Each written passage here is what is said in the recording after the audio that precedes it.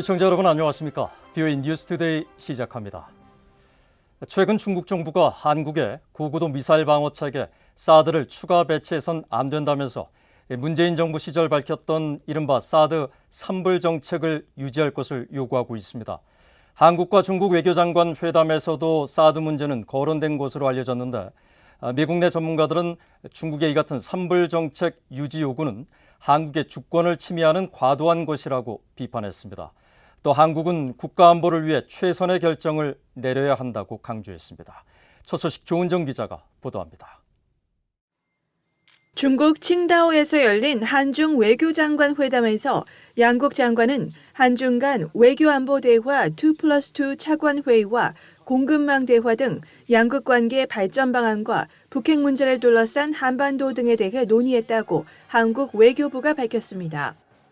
또 양측은 사드 문제와 관련해 각국의 입장을 깊이 있게 개진했지만 그럼에도 불구하고 이 문제가 향후 한중 관계 발전에 걸림돌이 되어서는 안 된다는 점에 명확하게 공감했다고 연합뉴스 등 한국 언론들이 한국 외교부 당국자를 인용해 보도했습니다. 앞서 중국 외교부는 지난달 사드 문제와 관련해 한국 정부는 사드 3불 정책을 유지할 것을 요구했는데 이번 외교회담에서도 중국 측은 이런 기조를 유지한 것으로 풀이됩니다. 데이비드 맥스웰 민주주의 수호재단 선임 연구원은 이와 관련해 중국의 한국에 대한 사드 관련 3불 정책 유지 요구는 내정 간섭이자 주권 침해라고 강하게 비판했습니다. China reveals its hand by its continued demand for the three no's. Its demand for the three no's is meddling inside, the affairs of others. It's really disrespectful to South Korea as a sovereign nation. 로버트 매닝 애틀랜틱 카운슬 선임 연구원도 중국의 사드 3불 정책 유지 요구는 터무니없으며 한국의 주권을 존중하지 않는 것이라고 지적했습니다. 그러면서 중국이 동맹인 북한의 핵과 미사일 개발을 막지 못한다면 한국이 스스로 방어할 수 있도록 해야 한다고 말했습니다. Either they use their leverage to stop North Korea from doing all these things, which they can't, or they have to live with the consequences, which is South Korea has to defend itself.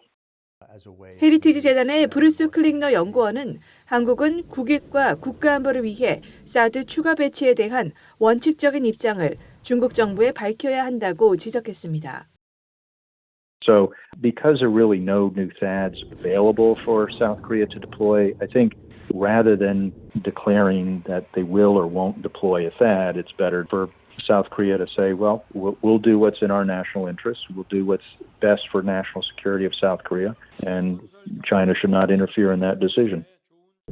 데이비드 맥스웰 선임 연구원과 로버트 매닝 연구원도 사드 문제는 한국이 중국에 굽실거리지 않고 당당하게 다뤄야 할 부분이라면서 중국의 강압에 굴종해 국익을 포기해서는 안 되며 한국은 중국에 대해 주권을 침해하지 말아야 한다는 점을 상기시켜야 한다고 강조했습니다. VOA 뉴스 조은정입니다. 미국 상원이 워싱턴에 한국전쟁 전사자 추모의 벽이 건립되도록 지원한 한국의 감사의 뜻을 표하는 결의안을 만장일치로 채택했습니다. 공화당의 댄 설리번 상원 의원과 민주당의 태미 덕워스 상원 의원이 공동 발의한 이 결의안은 지난 6일 상정 직후 상원을 통과했습니다. 상원은 결의에서 추모의 벽은 미한동맹 공동의 희생과 가치를 반영한다고 밝히고 추모의 벽 건축을 위해 아낌없는 지원을 한 한국 정부와 국민에게 깊은 감사를 표했습니다. 지난달 27일 제막식이 거행된 추모의 벽은 워싱턴에 있는 한국전쟁 참전용사 기념공원에 제작된 기념물로 높이 1m, 둘레 50m의 낮은 화강암 원형벽으로 미군과 카투사 등 한국전쟁 전사자 43,808명의 이름이 새겨져 있습니다. 한편 이 워싱턴 추모의 벽에 대한 북한 정권의 폄훼 발언은 비이성적인 것으로 일일이 대응할 필요가 없다고 존 틸러리 전 주한미군 사령관이 밝혔습니다. 추모의 벽 건립 사업을 관장한 한국전 참전용사 추모재단 이사장직을 맡고 있는 틸러리 전 사령관은 8일 북한 당국의 추모의 벽 폄훼 발언에 대한 VOA의 논평 요청에 북한 정권이 비이성적이고 부적절한 발언을 하고 있다며 그런 말도 안 되는 소리에 대응조차 해선 안 된다고 일축했습니다. 그러면서 한국전쟁 기념공원과 추모의 벽은 한국의 민주주의를 수호하기 위해 싸우다 전사한 이들을 기리고 경의를 표하는 것이라면서 그것은 또 우리가 자유를 사랑하는 국가에서 그 자유를 보장한 사람들을 절대 잊지 않겠다는 것과 미얀동맹의 힘을 보여주고 있다고 밝혔습니다. 북한 정권은 앞서 지난 6일 대외 선전 매체 우리민족끼리를 통해 추모의 벽은 단순한 묘비일 뿐이라며 그 가치를 폄훼했었습니다. 최근 북한 정권이 여러 대규모 가상화폐 탈취 사건에 관여한 것으로 지목되는 가운데 앞으로 이런 피해와 위협이 더 대두될 것이라고 전문가들이 지적했습니다. 미국과 한국 정부에선 북한의 사이버 기반 시설 등을 겨냥한 더 공세적인 대응이 필요하다는 주문도 나오고 있습니다. 박형주 기자입니다. 미국 민간연구소인 신미국안보센터가 미한 사이버 협력을 주제로 개최한 세미나에서 미국 연방수사국 FBI에서 사이버 등 대북 제재 이행 업무를 담당했던 닉 칼슨 미국 암호화폐 정보업체 TRM 분석관은 북한의 가상화폐 탈취를 비롯한 사이버 금융범죄 위협 환경이 역대 최악이었다고 평가했습니다. 그러면서 가상화폐 사용이 늘어나면 북한의 관련 해킹은 더 기승을 부릴 것이라고 경고했습니다. And that issue, it's going to get worse, right? Cryptocurrency is going to become much more of an accepted means of actual, payment settlement. It isn't right now, right? Really, for the vast majority. But, in 5 years, I think it's completely believable that there will be, settlement of international petroleum deals in crypto. 칼슨 분석가는 최근 미국 재무부가 가상화폐를 돈 세탁해 현금화를 도와주는 믹서 업체를 또다시 제재한 것은 범죄자들의 돈 세탁 경로를 차단하는 기념비적인 조치라면서 정부 차원의 대응 속도와 효율성도 몇 년 전보다 개선됐다고 평가했습니다. 하지만 미국과 한국이 북한의 악의적 사이버 활동에 대해 더 공세적인 대응에 나서야 한다며 두 나라가 발족한 미한 사이버 실무그룹에서 이런 문제를 집중적으로 다룰 것을 제안했습니다. Offensive targeting, operations that actually go after the North Korean cyber infrastructure itself, destroy, use wipers, try to disrupt their operations. That's something that I'd like to see a lot more of. 한국국가안보전략연구원의 김소정 선임연구원은 미국과 한국의 사이버 실무그룹에서 가상화폐 시장 등 민간 영역에 대한 이해를 바탕으로 북한의 사이버 위협에 대한 공동 분석과 평가가 선행돼야 한다고 강조했습니다. There's a lot of things to further studies together. So it's in that word, for example, domestic development of North Korean cyber capacity assessment at the same time, and then threat status analysis report we can make it public by ourselves together and identify North Korean activities and funding sources and uses with evidences. 신미국안보센터의 제이슨 바틀렛 연구원은 북한을 비롯한 국가 연계 사이버 행위자들의 위험성을 경고하는 주의보를 미국과 한국 정부 당국이 공동 발령할 것을 제안했습니다. I think that can be a really easy way to show that we are in this together, we are going to work together, and to make sure that both parties are fully cognizant of these risks. 바틀렛 연구원은 또 한국은 미국과 유엔 제재를 준수하고 집행할 수 있지만 미국처럼 독자적인 제재 역량은 없다면서 북한의 사이버 활동에 대한 구체적인 제재 방안도 실무그룹 차원에서 논의될 수 있을 것이라고 말했습니다. VOA 뉴스 박형주입니다.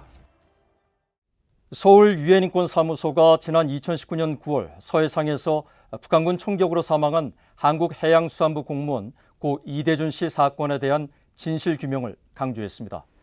서울 유엔인권사무소는 9일 고 이대준 씨의 아들이 최근 엘리자베스 살몬 유엔 북한인권 특별보고관에게 편지를 보낸 데 대한 입장을 묻는 VOA의 질문에 이대준 씨 사망을 둘러싼 상황을 명확히 하는 게 중요하다는 것을 강조한다고 밝혔습니다.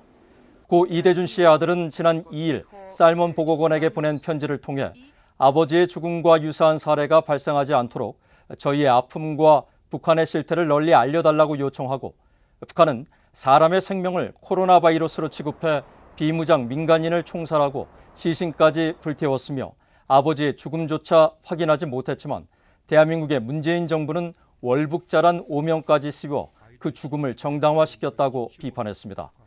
서울 유엔인권사무소가 살몬 특별보고관의 방안을 추진하고 있는 가운데 고 이대준 씨의 유족 측 법률 대리인은 살몬 보고관이 방한하면 유족과의 면담을 추진하겠다고 최근 VOA에 밝혔습니다. 폴란드 과거사에 대한 책임 규명과 역사의 진실을 알리는 역할을 하는 폴란드 국가기록원 프로그램에 한국과 북한 출신 대학생들이 참여해 과거 나치와 공산정권의 범죄, 인권유린을 비롯해 그에 따른 책임 규명 등을 배우며 전환기 정의 워크숍에 참여합니다. 폴란드의 국립국가기록원 IPN은 9일 홈페이지를 통해 한국의 시민사회단체인 북한인권시민연합 대표단이 8일부터 11일까지 폴란드를 방문해 포베츠키 묘지 등 추모시설과 국가범죄기소위원회 등을 견학하고 전환기 정의 워크숍에도 참여할 예정이라고 밝혔습니다.